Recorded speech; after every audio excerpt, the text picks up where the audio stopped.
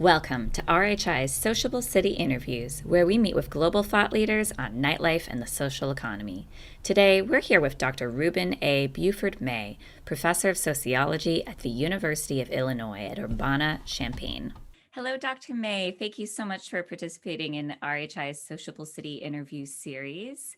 First, can you please start off by giving us some of your background and areas of study? Yeah, so I'm originally from Chicago, and my research focuses on the sociology of urban sociology, race and ethnicity, sociology of sport, and the sociology of everyday. So those are my areas. Thank you. And you've kind of become known as the expert on exclusionary practices in nightlife settings. So, what originally sparked your interest in this topic? It's pretty interesting. As a young person, I used to frequent nightclubs in Chicago. The lights, the sounds, the crowds, they drew me quite frequently to this space. And I went to graduate school, worked on issues that dealt with urban sociology and maintained an interest in it, although it shifted a little bit. And then I got my first job, and the location wasn't as big as the Chicago City was. And I found myself clamoring for those kinds of activities. And they seem to have a vibrant nightlife. And so I would spend most of my early nights kind of leaning outside on a post and watching people do what they do, and began to develop an interest in the goings on inside the nightlife. And the book, as I began to focus on it, originally was about uh, seeing what people do when they have fun, because that was the overall theme, was that people were having fun, and I wanted to know, like, what is it like to have fun? What's meant by that from a sociological perspective? And that's how the early interest began to focus on other issues in the nightlife. So, it actually had some real positive origins then. I Oh, didn't realize absolutely. that. Okay. Yeah. So I had a sense that, what I was looking at was a kind of a utopia, and people from different spaces and places seemed to be having a good time together. And this was contrary to most of what I understood. I grew up in Chicago, as I mentioned, and Chicago had been one of the most highly segregated cities in the nation, especially by residential segregation. And so this had a different feel to it. And I was really interested in, like, how these people are having this fun. And so that's how it started out.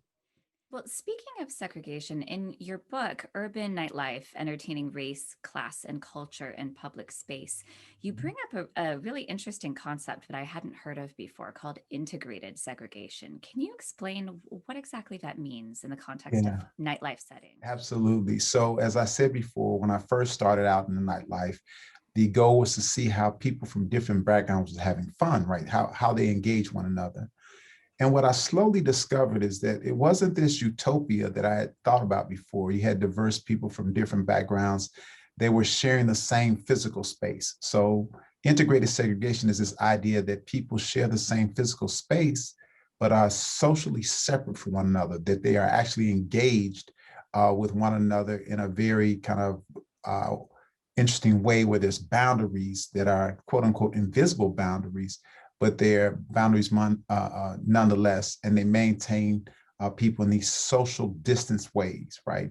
And what I call, in a broader concept, social capsules. So the people are navigating and interacting in the public space, but they're not really sharing across these boundaries. Some are class boundaries, some are racial boundaries, but these boundaries are keeping people from kind of engaging with one another. And it was very fascinating to me. I wasn't, of course, disappointed, because I thought, hey, I'm seeing this utopia, but at the same time, people were actually practicing boundary maintenance and keeping one another from interacting and engaging with one another. I'm trying to wrap my head around how does this concept of integrated segregation and capsules, how does that reinforce or does that challenge the concept of inclusion in respect to, diversity, equity, and inclusion have become, big concepts that people are striving for in all settings, but especially in nightlife. So how does that interact then with that concept of inclusion? Yeah, so integrated segregation actually kind of rebuffs this idea of inclusion. So it's inclusion works at a higher level. People feel a sense of connectedness. People feel a sense of safety, sociability. They can gather and interact with one another when we think about inclusion. But integrated segregation is a little bit different in that people want to have these kinds of social connections and interactions, but because of the way that people practice boundary maintenance in this context, then they're not feeling really included. So, and that's some of the stuff that comes out in the book about, for example, some of the Black students from around the area who would try to go to the nightlife felt like it wasn't really their area, so they didn't feel included. Still, they went to the area because it was a place for like drawing people in, and so it doesn't coincide with this idea of inclusion. It really talks about the way that people are present in the space, but they don't feel a part of the space. And what I hope we're able to do in this startup again is to kind of generate some inclusive feelings, some bringing people together, rebuilding kind of the way that we think about or conceptualize nightlife. And those are some of the things I'll actually be sharing in my talk. So I'm trying to kind of imagine what would be the ideal. You mentioned kind of a utopian vision for nightlife. Yeah, If even in spaces where on first glance they may appear to be diverse and representative of different groups, but these groups are still isolating. yeah, Um, what's the goal there? How do we help achieve that true level of inclusiveness or inclusion that you described, that feeling of connectedness? Do you feel yeah. like these spaces have potential to actually create that sense of Yeah. community?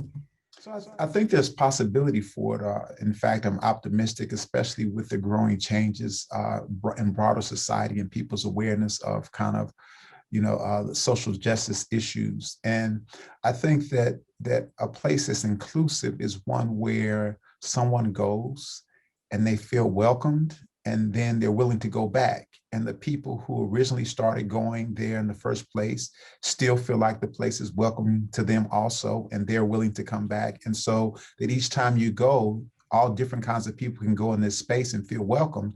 And it just feels like the right thing to do. And that's how you know you're inclusive, when you open it up to diverse populations and people from different backgrounds feel like, hey, this is a great place to go and I can enjoy it and I'm not off-putting to other people. So I think that's a very strong possibility, especially again as we've learned through the pandemic. That we are very much connected, and the things that people do across the world have impact on our country. And we can recognize that things that we do in cities, in nightlife arenas and spaces have impacts on other neighborhoods. And so if we can somehow develop a way to be inclusive and draw people in, I think that will make for great nightlife areas and nightlife spaces. I think that's just a beautiful encapsulation of what we can strive for as cities and business districts are reopening. Yeah. To switch gears, though, a little bit to kind of the opposite Mhm. case, you have really dived deep into some of the factors that have made nightlife spaces not welcoming to certain groups of people. And I believe you've actually been called as I believe it's called an expert witness to various court cases throughout the country. So I'm wondering if you can tell us a little bit about some of your experiences there, and what are some things that may surprise people from what you've gathered from some of these case studies and anecdotes. Yeah. So when I first started, again, the original book that I was working on had this kind of, utopian sense.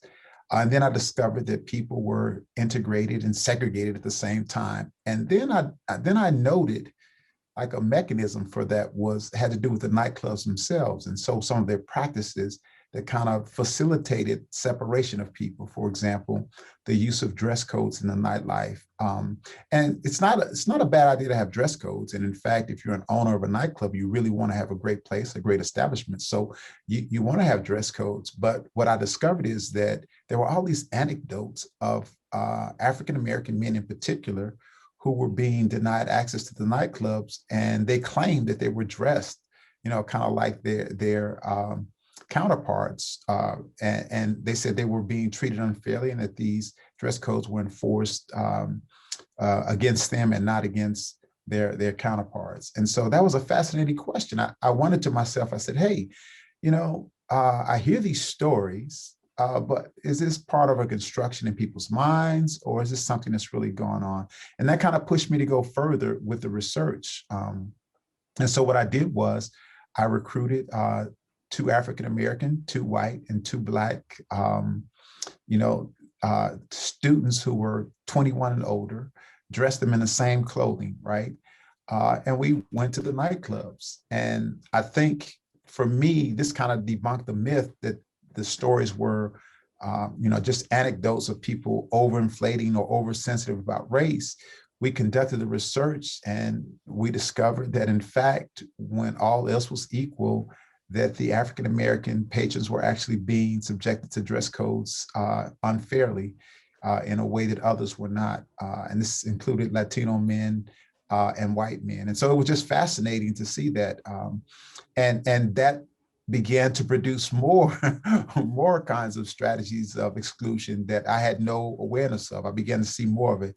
So it's funny, I started out with this project and thinking about the world in this beautiful place and a way that people kind of get together and interact, but then discovered some kinds of mechanisms that were being utilized at nightclubs that kind of created this distance from one another. So if we can kind of work through policies that correct that and think about this in a holistic way, in a more communal way, and a diverse, universal way, then I think we can make some progress in terms of kind of changing that over or working through that. So that was really surprising, first off, that you found that it was not that this wasn't applicable to all men of color, but this was very specific to African American men. And I recall that one of the conversations we've had was, how do we tackle that? If the folks who are denying them entrance are security staff, or more commonly known as bouncers, are they the first step to tackling this problem, or does it go deeper than that? Yeah, so it's fascinating. I've actually wanted to understand more of the perspective of bouncers, and so I've begun to interview bouncers to see, like where do you fit in this whole entire scheme of or process for admittance? And what I'm discovering, I've only done a few interviews thus far, and what I'm discovering is that the bouncers are actually very much aware of the expectations of owners, and that the owners are actually creating a specific kind of context for them to operate in. And so the bouncers are just the door representation of the overall atmosphere. So it seems to be at this point a top-down process. If you can change the expectations of owners, if you can change the way that they implement or exercise their right to be an exclusive place, then you can actually deal with this more. When I was called in to be a witness, expert witness, I've seen fascinating cases of where the bouncers, the night staff, the bartenders, they all believe that these practices are wrong, but they are under strict orders from ownership to navigate these relationships in a certain kind of way. And so it creates a tension for them. They feel like, this is not right. We shouldn't be doing this. And so there's this tension. But those are exceptional cases. And I hope they're rarer than not, because this is what gives me optimism about the possibility of creating a better nightlife context for lots of folks to be able to enjoy those spaces. Wow. Well, thank you so much for the insights there. And I think that's really helpful in understanding that nightlife is really an ecosystem and far beyond just kind of the initial face value of what's going on. Yeah. Dr. May, do you have any other kind of final comments, for cities that are thinking through how to really reopen business districts in safe, vibrant, and also diverse and inclusive ways right now? Yeah.